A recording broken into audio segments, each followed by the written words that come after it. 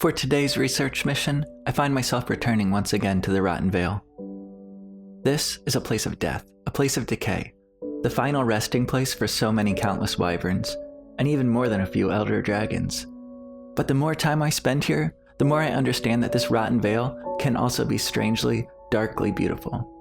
This cavern we stand in now is illuminated by the lambent glow of these pools of cerulean acid, likely a byproduct of the decaying elder dragon Dalamador.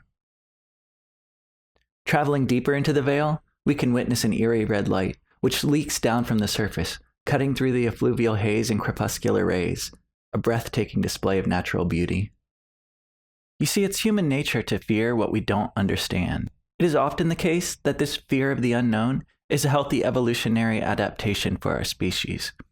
It is a fear that often prevents us from putting our own lives at risk, but sometimes this fear can hang heavy on our eyes, an opaque shroud obscuring our true sight, a dark lens distorting our perceptions.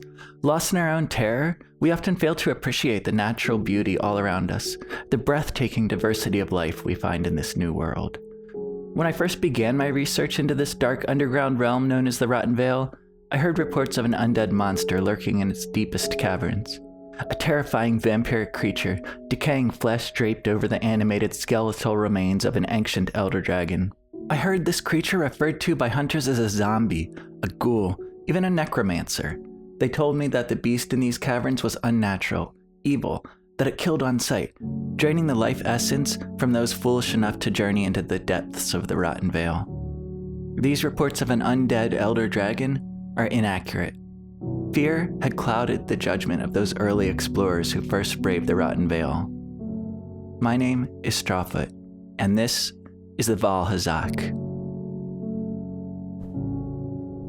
As you can clearly see, this gentle giant, when unprovoked, holds no ill will towards human explorers. While it is true that this beast is a peerless predator, humans simply aren't on the menu. The Vaal Hazak feeds primarily on the effluvium which permeates the dead and dying wyverns that are drawn into the Vale. When it rests, it buries itself beneath piles of decaying corpses here in its nest.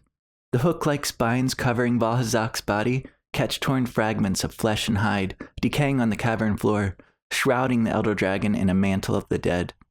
This death mantle serves as an added layer of armored protection for Vaal Hazak, and also aids the beast in cultivating the effluvial virus it requires to nourish itself. I cannot say with complete certainty, however, it is my strong belief that the effluvial haze that permeates this realm is a virus similar to the frenzy virus of the old world. The same virus cultivated by and surrounding another elder dragon, the Gormagala. Like the frenzy virus, this effluvium saps the life from lesser wyverns that inhabit the region.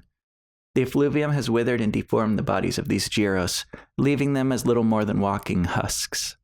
Near death, these poor creatures amble through the darkest recesses of the Vale, cultivating the effluvial virus within their bodies and waiting for Vaal Hazak's return. You see, Vaal Hazak has a very strange method of feeding. Specialized organs in the dragon's chest are used to inhale the effluvial virus, harvesting the nourishment it has gathered. This virus, cultivated in the dead and dying of the Vale, is in fact Vaal Hazak's primary food source. It is also the dragon's greatest defense. Vaal Hazak can store large amounts of harvested effluvium within its body, and when enraged, the dragon can exhale this virus from its mouth as a deadly weapon. Vaal Hazak will defend its territory from both hunters and other large monsters when necessary by unleashing concentrated blasts of effluvium, and these effluvial blasts are not the dragon's only defense. Vaal Hazak's razor-sharp talons, hooked spines, and serrated hinged double jaw are a fearsome arsenal of defensive weapons. So, why doesn't this beast attack? It's more than capable of rending a defenseless researcher such as myself limb from limb. The answer is that, like all elder dragons, this beast is fiercely intelligent. Realizing that I pose no threat to its continued survival, Vaal Hazak is more than happy to share the resources of its natural habitat, to allow me to walk by its side. Maybe it's studying me, learning my behaviors, attempting to discern my true intentions here. These are things I can never know for certain. However, this much is clear. In this new world, fear is the greatest enemy of knowledge. The greatest threat to the survival of our own species may in fact be our own unwillingness to discard the mantle of fear we wear, and embrace the strange and terrifying diversity this new world has to offer. As always, this has been Strawfoot. Peace out.